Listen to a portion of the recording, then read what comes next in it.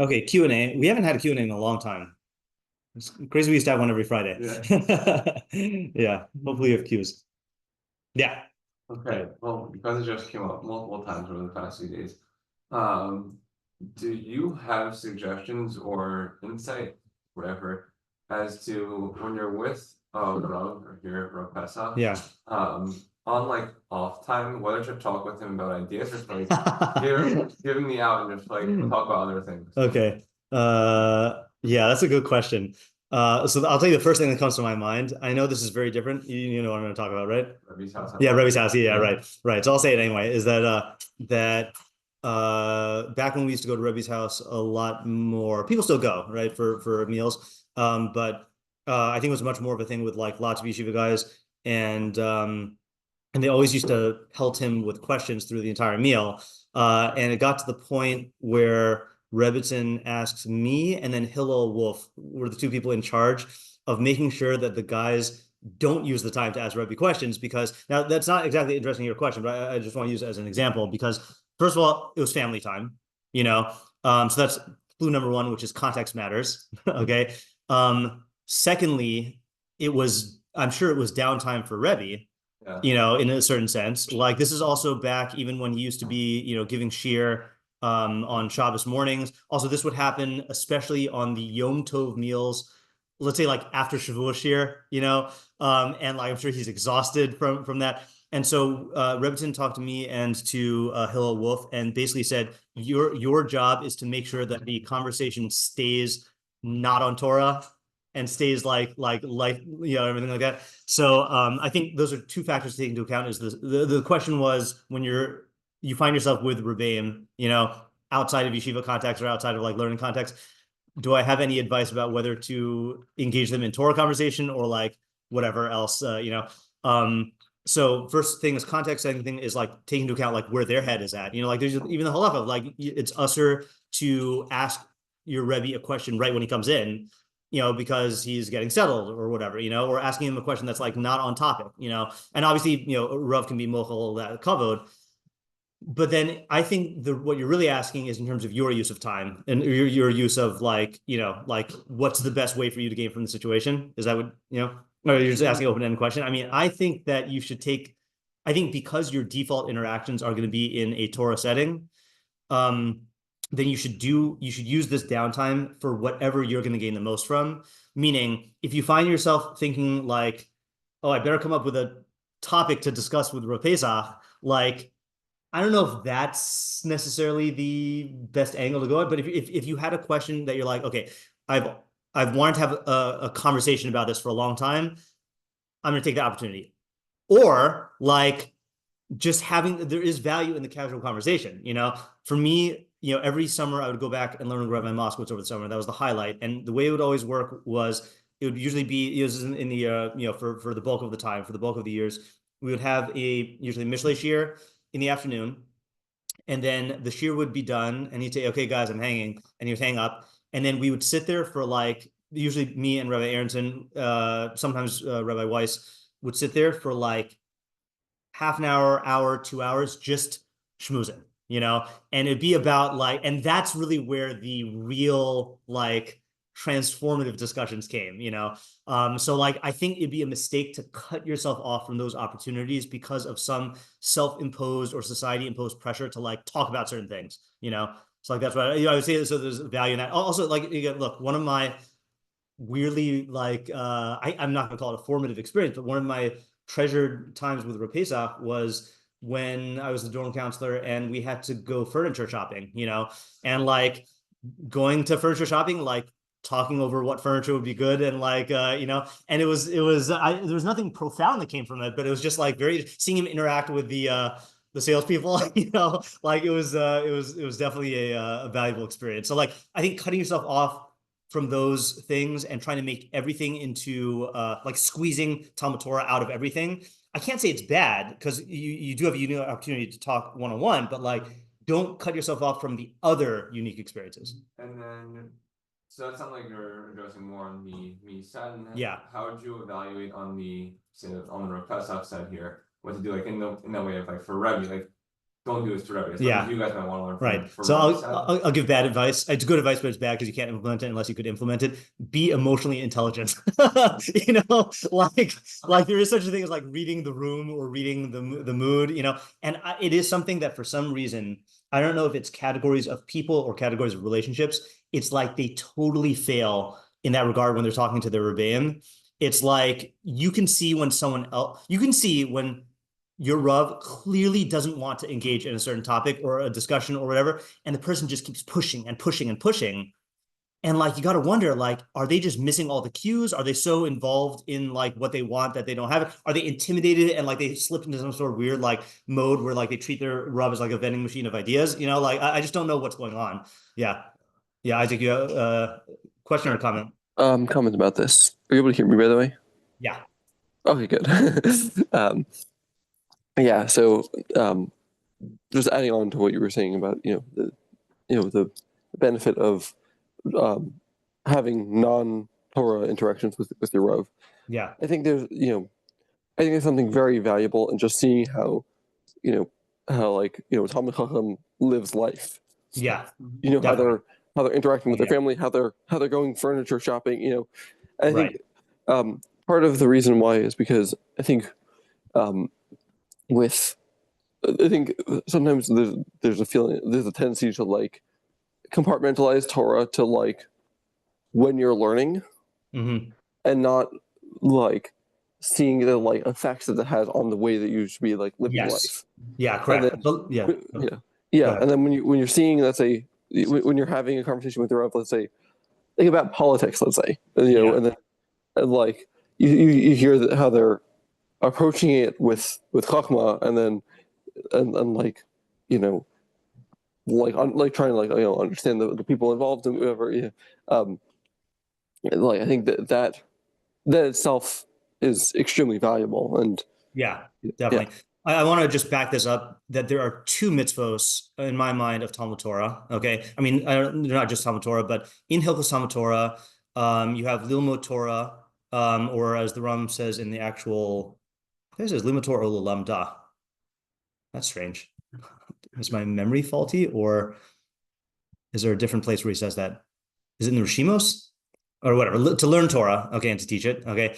And then obviously you have kavod of Talmid Chacham l'chabin l'lam dehav yod ehad, to honor those who teach it and those who know it. But then in Hilchos Deos, you have lihidabik biyodav, to cling to those who know God, okay, right? And so what is that? We'll read this. I think I asked this to someone on Purim. What halacha do I quote more often than any other halacha in the Rambam? This is definitely up there. Yeah, right. So Derech, this is in Deos 6:1. Derech brias shel adam lios nimshach b'deos of masav akarev v'chaverav. It's the human nature to be drawn in one's opinions and actions, or if you're using Deos in the Rambam's Deos, character traits and actions after his what's our current comrades, right? Re'av and Chaverav and friends. V'nohag b'minhag anshe mendinaso, and to conduct himself in the customs of the people in his society. Lefikach, therefore, tzarech adam lehischaber letzadikim u'v'leishav etal chachamim tamid k'dei sheyilman ma'aseim. Interesting, ma'aseim. Yeah, interesting. So I don't know if there's a difference. Therefore, a person needs to befriend tzadikim and to sit near chachamim constantly in order to learn. So the standard girsaos say to learn from their actions. This is to learn their actions. Interesting. Think about the nuance there. I don't know if there's a difference. And to distance themselves from Rashaim who walk in darkness, so as to not learn from their actions. Hu Shlomo Omer. This is what Shlomo said.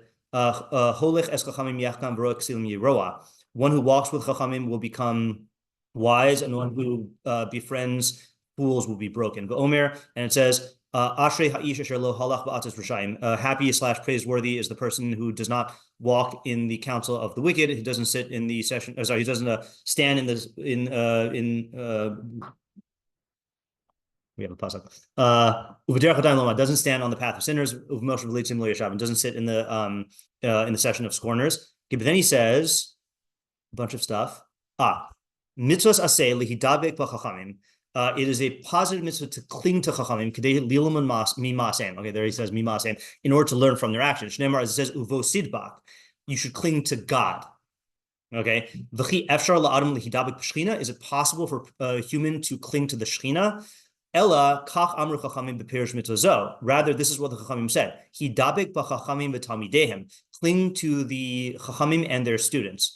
Lefikach, therefore, tzarech adam lishtadel sheyisa bas talmid chachamim. Therefore, a person should strive to marry the daughter of a talmid chachamim, v'yasi bitul talmid chachamim, and to marry off his own daughter to a talmid chachamim, v'lecho v'lishtos in talmid chachamim, and to eat and drink with talmid chachamim, v'lasos pragmatia lo talmid chachamim, and then to do business with talmid chachamim, u'hischaber lahem b'chol minei chibur, and to join in with them in all types of joining. Shnemar u'lodav kabo, as it says, cling to him, which I think the implication is al kol panim, like in any way.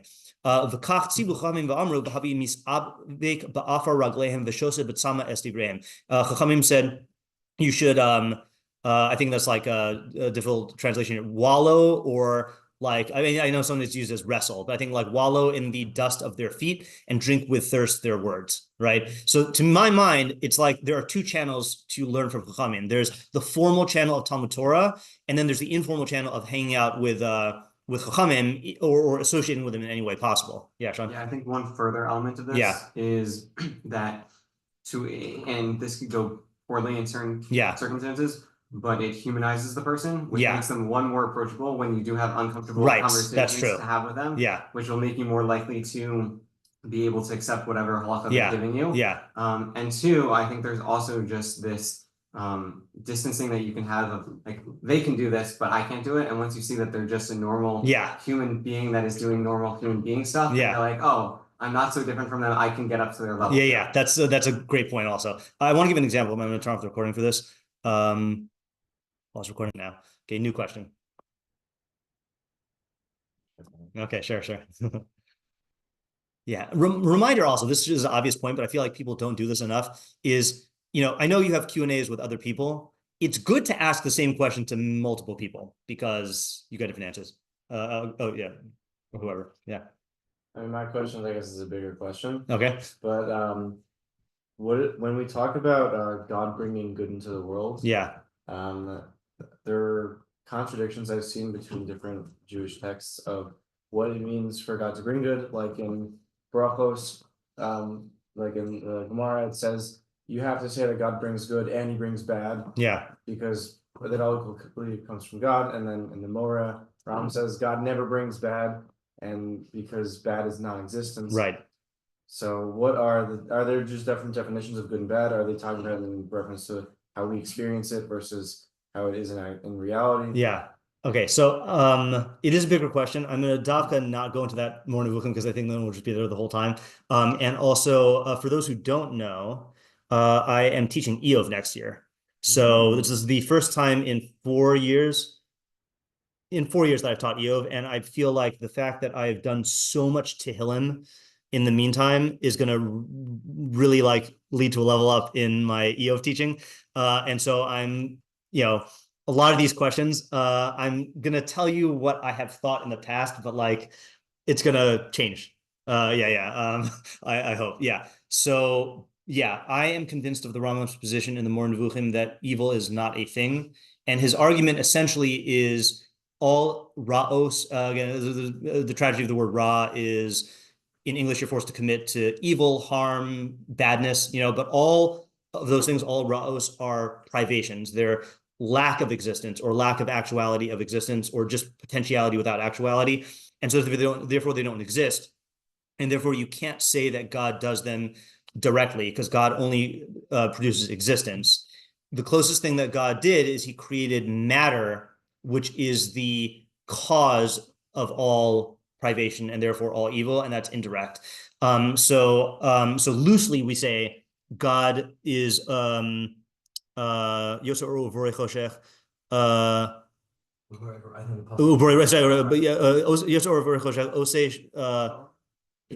Ubore Ra, right? Yeah. Isn't that the puzzle? Yeah, right. So Rambam there says that, strictly speaking, you can't say that God created Ra after he explains this idea, but then he says Bore has an implication of Yesh Me'ayin, and therefore the Borei Ra is alluding to the creation of matter, which is the cause of all Ra. But at the end of the day, we do associate to Ra, like we have categories of Ra, and we have to acknowledge that it's sourced in God, even if he doesn't do it directly, because the alternative is to what's going to happen if you don't view God as the source of everything. What are you going to fall into? I think there's another source for. Yeah, you're going to fall into some form of dualism, right? I don't think these days you're going to convert to Zoroastrianism, but like, but it's built in the psyche because the human being defines everything by default vis-a-vis me and my emotions or my experiences. You will define the sources of good as one thing and the sources of bad as something else. And that's going to be bad. So I think like that's like your question is really about the tension. And I think like philosophically, you can make the argument that God does not create Ra, he only creates matter, and that leads to Ra. But psychologically, in terms of the way we have to orient ourselves, we have to view God as the source of Ra also. And that's also where Brachos Odayan Hamis, Right. Yeah. Let me just make a note of this. God creating evil. And Moreh 3, it's 3:10 or 3:8. 3 is where he talks about matter, but yeah, I think it's both. But yeah. Moshe. What was given at Har Sinai? Yeah. Okay, yeah. My high school students have been hounding me about this. I need to give us a share on this sometime. Okay. You don't have to answer. No. It's important. It's Yesodei Torah, so I got to give something. Okay, so basically, as I understand, okay, so first of all, the best exposition of this topic is Moshe Halbertal in Nachmanides. Okay, in his book Nachmanides. I have a partial PDF. I really need to make a full PDF of just that chapter. He has a similar version in Maimonides, in his book on Maimonides, but it's in Nachmanides, he addresses it from a fuller scope. He basically argues that there are three models of three views on what is given at Sinai. Okay, the Gaonim, painting in broad strokes here. Okay, so the Gaonim, I don't know, I can't say individual Gaonim, but like the Gaonim, Rambam, and Ramban. Okay, the Gaon, and this is tied in with the question of where did machlokas come from? Okay, and it's also tied into the question of what are our assumptions about derivations from psukim. Okay, and whether those are Sinai or not. Okay, so the way he presents it, the Gaonim basically held that everything was given at Sinai. Okay, everything meaning not, let's just say for the time being, not Durabanans. Okay, but like all stuff that we associate with Torah law was given at Sinai.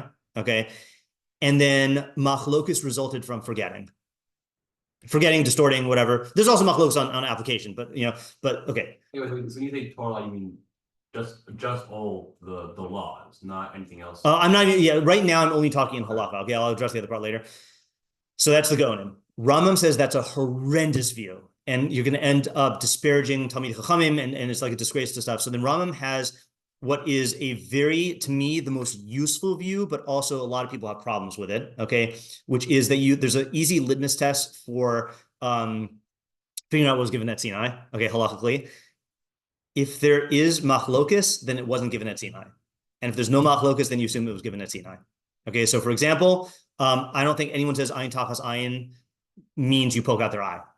Okay, I mean, I know the Gemara goes through rayas, like how do we know something, but no one actually holds that ayin tachas ayin is poking out the eye. Okay, or lo svashel gedi b'chalev imo, don't cook a kid in his mother's milk. Everyone holds that it does not davka mean a kid in its own mother's milk. It is referring to basar b'chalav of domesticated animals in general. Okay, right? So if there's no machlokus, then you know it's from Sinai, and if there is machlokus, then you assume it's not from Sinai. Okay, and so I was going to make one more point about that, and then there is this in between category of the Yugam Midos Shator Nidreshes Behen, the 13 midos that you can derive new applications that have a deoraisa status but weren't given at Sinai.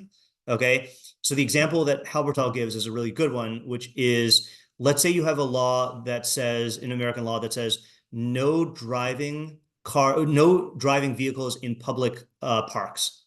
Okay, so that's the law, right? But let's say now you have a question of are you allowed to drive vehicles in a schoolyard? Okay, so you can make two arguments. What's the argument for or against? It's a public area. It's a public area, and if the concern for the public parks is safety, so then Kavchomer, you have kids running around, you should not drive there also. Or you can make the argument, what's the argument that you should be able to drive cars in a schoolyard? Just said public parks, and this isn't. Okay, it's a public park, and furthermore, schoolyard, you need parents to pick up and drop off kids. Like that's part of the institution of like how schoolyard, whatever, we're not a schoolyard, I don't know what the term is, but exactly right. So there you would have debate on whether you could extend the D'Oraisa to a new application that was not explicitly given in the D'Oraisa, and that's different than a D'Rabbanan, and that's not an Asmachta, okay? But what the Rambam holds essentially, I'll get to the Rambam in a second. So let's go to the Ramban. So the Ramban has several critiques of the Rambam, and this is in the Sefer HaShorashim, not Sefer HaShorashim, in the Sefer HaMitzvos in the Shorashim, in the first and second Shorashim is where the Rambam talks about it, because Rambam's first Shorash about what to count as D'Oraisa is you don't count D'Rabbanans, and the second one is you don't count things that are derived from the Midos as separate mitzvos. So the Ramban takes him to task on multiple levels. One of his big arguments, which I'm not justice to say it this way, but the thrust of his argument is you end up with a very, very, very small Mosaic core that was given at Sinai, and almost all of Torah is D'Rabbanan or derived by the Rabbanan. So the Ramban's view, and this is the one that I am least knowledgeable on, is he uses this phrase, the Torah was given al das hachachamim, okay, which means that instead of thinking about Torah Shebechsav as God gave the Torah Shebechsav, the pasuk, the Rambam's example is Vasugos Teshu Shivas Yamim, dwell in sukkahs for 7 days, but then that's the Torah Shebechsav, and then the questions that are answered by the Torah Shebal Peh are, what is a sukkah? What can you make schach out of? What are the dimensions? Who's obligated? Who's exempt? What does dwelling mean? All that stuff. So, and that was given at Sinai. If it was, if it's not subject to machlokas, so the Ramban basically seems to hold that instead of viewing it as though there is, the Torah Shebechsav and God had his interpretation, seems to be, according to Halbertal's presentation, that whatever the Chachamim, however they interpret Torah, is God's intent, okay, which is very, very in line with what we say, right? Like we do say that about machlokas. But what ends up happening is you get this strange flip, and Ramban says this explicitly, that what do you make of a halachic interpretation of a pasuk in Shas? So the Ramban's view is you treat it as D'Oraisa unless they explicitly say it's an asmachta. Okay, an asmachta being just like textual allusion to a D'Rabbanan. Rambam's view is the opposite, is you assume it's an asmachta unless they explicitly say this is Gufei Torah or Iker D'Oraisa. Okay, so it's a wide machlokas, all right? So that's in halacha, and also, again, there's differences in terms of how you're going to view machlokas of, according to the Rambam, machlokas is going to be either in D'Rabbanans or in arguing about the derivations, like the Yugam Midos example that I gave with the park. According to the Ramban, you could have D'Oraisas, you can have machlokasim in Gufei Torah, because the Torah was given al das hachachamim. This has big questions in terms of what does it mean for the Sanhedrin to make a mistake? Can they make a mistake? There are korbanos about it, but like, what does it mean? So it's huge raging machlokas here. But Halbertal does a great job of spelling it out. Now that's halacha. The other area is agada. Okay, so I gave a Sunday shir called Midrashic Betrayal, which I have to write as a chapter of a book that the Judaism Demystified guys are publishing, and my deadline is approaching. I'm going to try to write this up as an article, but there I quote dozens of sources from Rishonim and Gaonim about how Agada, about non-halachic teachings, the stam assumption is that they were not given at Sinai. Okay, now there's a stam assumption. There are certain things that are, like Ibn Ezra and Radak and those guys always say, im kabalahi nekabel v'im svarhi yesh lahashiv, or whatever, that if it's a tradition, we'll accept it. But if it's not, then we have a refutation. Meaning that there are certain things that are passed down that like do seem to be oral tradition. So for example, nowhere in the Torah Shebechsav does it say that Avraham was thrown in a fiery furnace, right? That whole story, right? So you have a machlokas. Okay, Ramban and Rashi hold that this was a nes galui that happened, that Avram was thrown into a furnace and protected by Nimrod or whatever.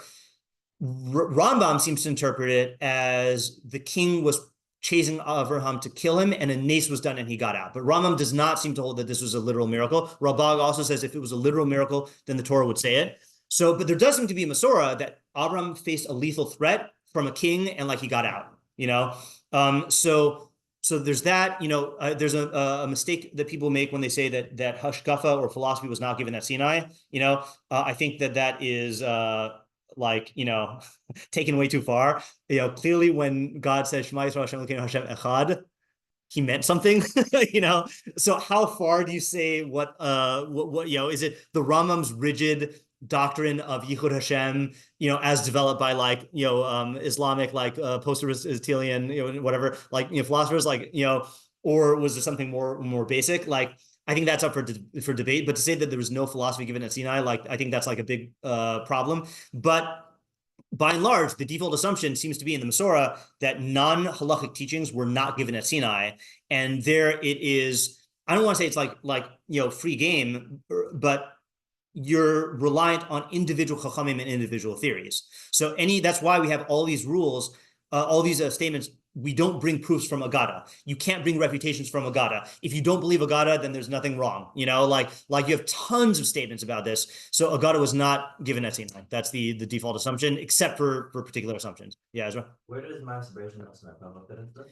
So that's an interesting question. So there definitely was content given in Maseh Bereshis, Maseh Merkava. We know this because the Mishnah in Chagiga 2:1 says the halachos about how to transmit it. And the Rambam classifies Maseh Bereshis and Maseh Merkava under Talmud. But I just want to see his lashon here. In his triplicate division of Torah B'Ksav, Torah B'Peh, and Talmud, he says, did I skip it? Yeah, thanks. Divrei Kabbalah Bichlal Torah B'Ksav. So the plain shot is that's Nevi'im. Pirushan Bichlal Torah B'Peh. And he understands Korean parties Bichlal Talmud. So Rambam's definition of Talmud is also not like a distinct body. It's like a way of thinking about stuff. So this is a big open question about what is the nature of the content that was given at Sinai. Oh, sorry, in terms of Maseh Bereshis, Maseh Merkava at Sinai. Is it specific ideas? Is it ways of thinking about things? But something was given. Yeah, something was given there. Like, I think he says at some point that like the Masorah was lost about it, right? Rambam says that, yeah, in the Moreh Nevuchim, yeah. So there must have been some Masorah. Right. Yeah, right. And that's the difficult thing also is when the Rambam says that if there's machlokes, then then it's not from Sinai. There he's definitely only talking about halacha, you know. Yeah, I don't know the answer to that. Yeah, Isaac?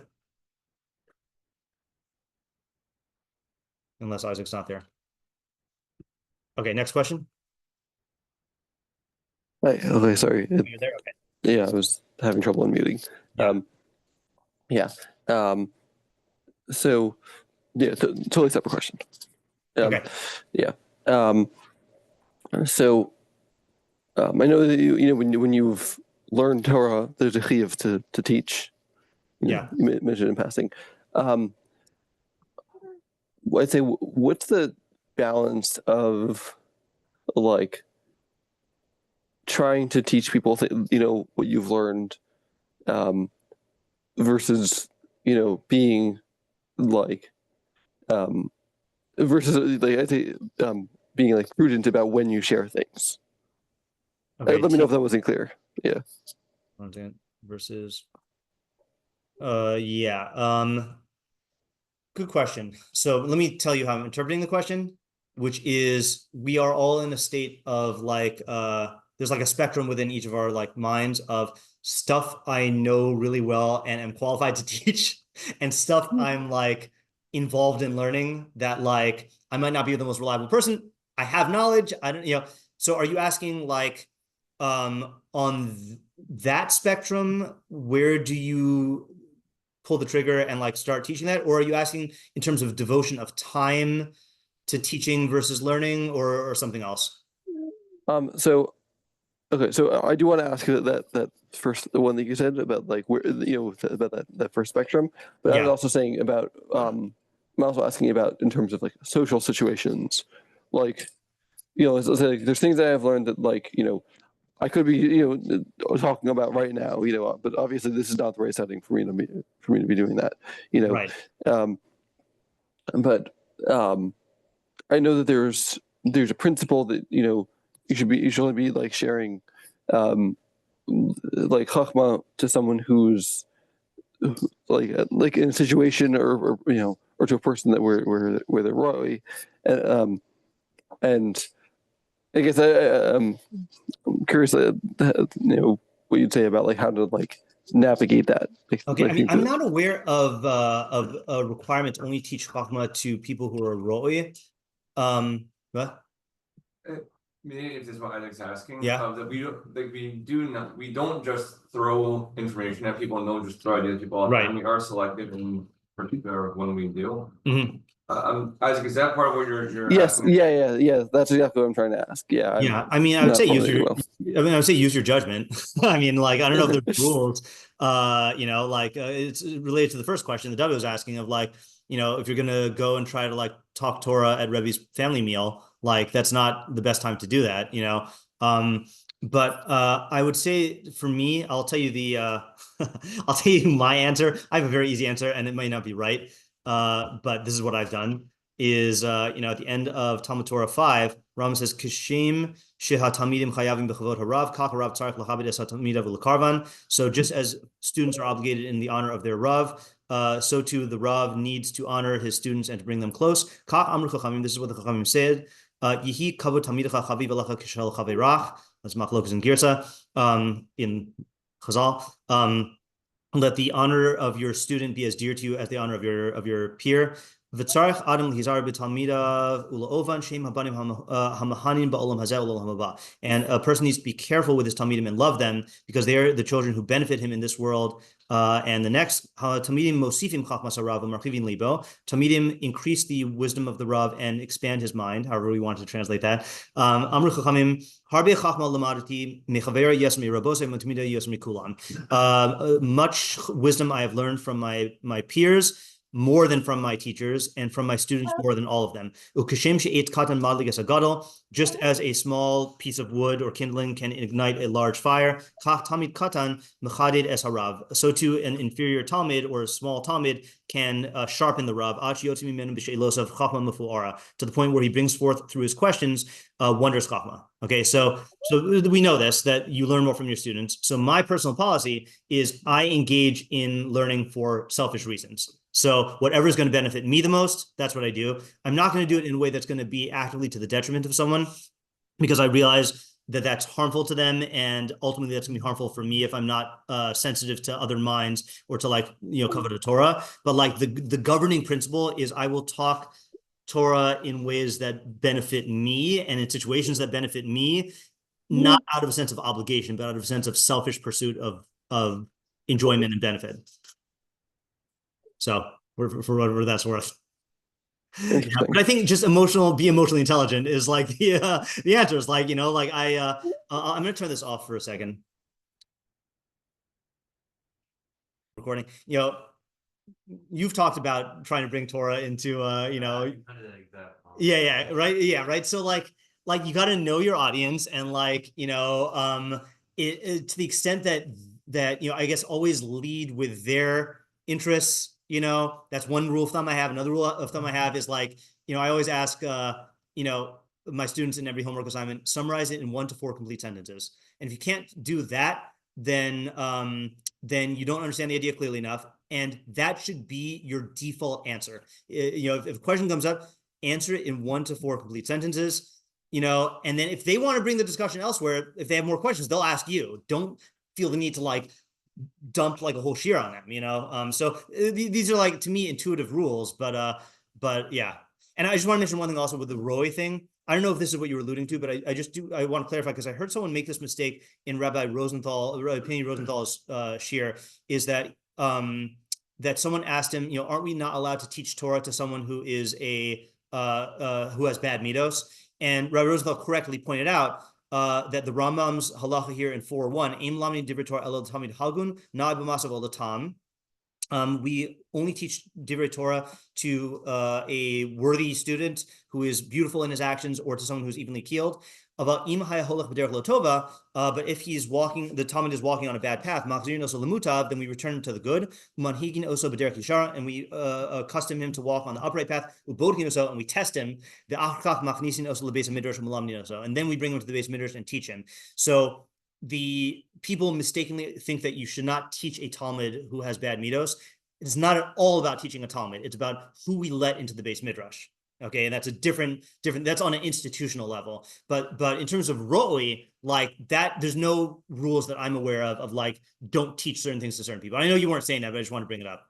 Yeah. Saying let into the base midrash, is it saying it in the way of like it'll affect other people, or why is it? So it's a good question. I don't, I don't know to what extent it is to affect other people or to affect what the institution of base midrash becomes in terms of like what kind of Torah it produces or kavod Torah. That you'd have to. Well, it's funny because he quotes a pasuk about kavod. So like I think I've learned this again. Towards learning, they feel and accustom themselves to just not treating the thing with respect. It's going to become habitual, and then it's going to prevent them from learning in the future. Correct, but that would also be present if on a one-to-one basis. Yeah. Right. Yeah. Ezra. Where do you see in the Rambam that it's only in the Yudis, right? Well, okay. Well, if you want the full analysis, look at the Pshuta because he gives a good argument. But machzin oso lebase. V'akach machnisin oso lebase midrash umalanin oso. Meaning that's the whole discussion is who do we let in the base midrash and who do we not. The first part seems like it's not that. Like ein malamdin sounds. Yeah, like you have to read the whole halacha. Yeah. He says twice in the and in Malamdin. Why does he say it like that? You could go through this again. Yeah. It's good questions, but go through this again. I also gave Shiram on this beforehand. I'm just trying to see. I think the context of the entire parak also. I think that's part of it. But yeah. And I think the Gemara is. Yeah, you look through the Pshuta. He gives you everything you need. We have time for one more short question, or a question with a short answer. If no one else has a question, I would ask you. Okay, go ahead. Well, So you had a different take on my question about like the spectrum of like how develops your ideas. Yeah. Do you have an answer that's more sophisticated than just user judgment? Yes. That use your honesty. Like you be honest with yourself and be honest with your audience. It's a mistake that teachers make, that they somehow want to appear more certain in their knowledge than they actually are. So be very, very transparent when you're teaching about how much you actually know this, like how well you know the subject, how certain you are about the thing you're saying, whether or not the source that you're giving is something that you know for sure is what you say, or I think I remember someone saying this, but don't rely on me, just be very transparent and honest with yourself and with other people. And that's a habit you have to cultivate. And otherwise you end up misrepresenting Torah, and say, I don't know, teach your tongue to say, I don't know. Isn't that a statement of Chazal somewhere? I don't know. Yeah.